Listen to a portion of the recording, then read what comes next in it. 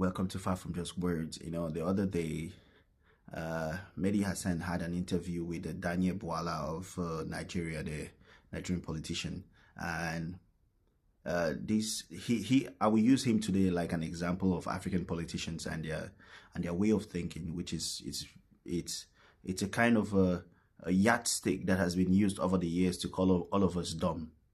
Because we don't use our own personal knowledge. We think using other people's logic makes us intelligent instead of creating our own path. It is stupid when Daniel Bwala could think that when he says or wrote some kind of tweet and he says that Donald Trump's administration has people in it that once were oppositions and now they're with him, that makes it logical, because the question that they were asking you was, why is it that you said the same things you said in the past and now you're defending the things that you said that did happen, and you're now saying they are not happening? So were you the one that is lying? And then he says it's fake news. African politicians have to also come to the realization that we have too much news on the streets. We have too much news in the villages, even rural areas, urban areas. We have too much news to even make up fake news. You cannot use the same language that Western politicians use on us. It doesn't work like that. You cannot use the same pattern that Western politicians use to themselves on us. You have to create your own path. If you want to lie, just lie.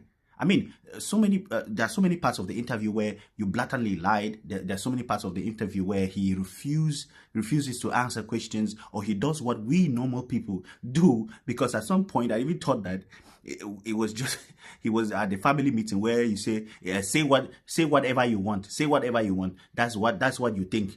Those kind of things that you do when you already know that the other person is winning and the other person is actually asking you the questions that are touching, hitting the nail on the head.